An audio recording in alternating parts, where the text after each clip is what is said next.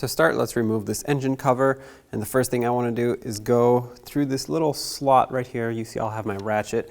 There's a clamp right here that connects the intake, which is part of this engine cover, to the throttle body, and with an 8mm socket you can loosen up the clamp if you go just at the right angle in here.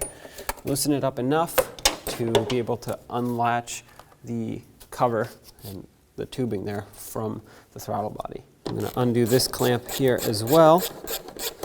Take this and pull it back. Okay, remove the oil fill cap, set that aside. Now you can take the engine cover, pull it up, get it out of the way. There's a hose attached to it right here. Pull the clamp off, break the hose free, and disconnect it. Now you can set this aside. I like to put the oil fill cap back, that way no debris can make its way in here. Next, let's unplug the ignition coil. It has this little lock on the connector. You don't have to pop it all the way out like this, just halfway out.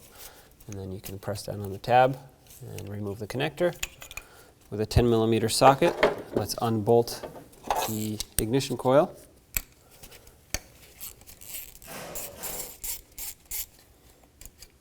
Now you can pull it straight up and out. Now when it comes time to replacing the boot for this ignition coil, all you have to do to remove it is basically just twist and pull. It should pop off. Be careful, there's a spring inside. Tilt it down like this. Okay, so there's this little piece. And then if you look closely inside here, there's the spring that I was talking about. So take your new components, this little piece, you can slide right inside of the ignition coil as well as the spring, but be careful it doesn't sit in there very well. This is an optional step. You can add a little bit of silicone paste right here where the boot connects to the ignition coil so that it doesn't stick. It comes off easier in the future if you ever have to replace it again.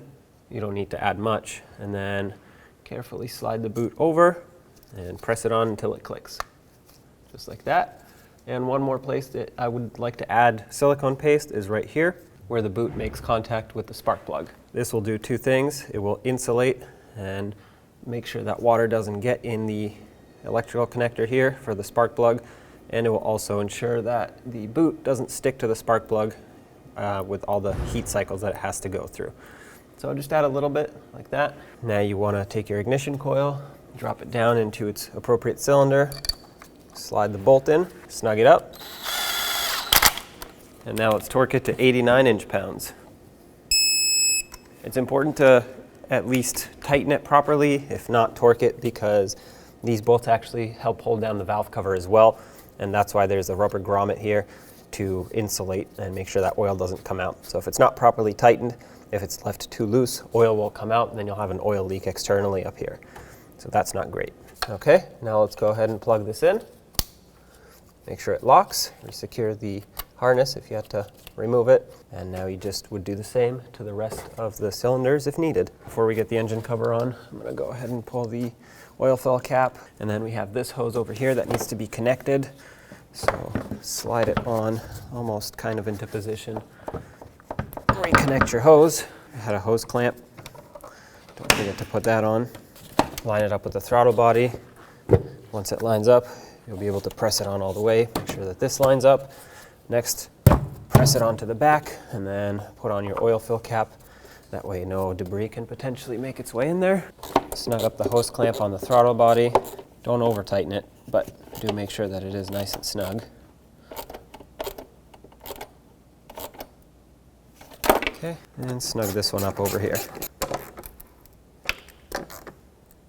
Perfect.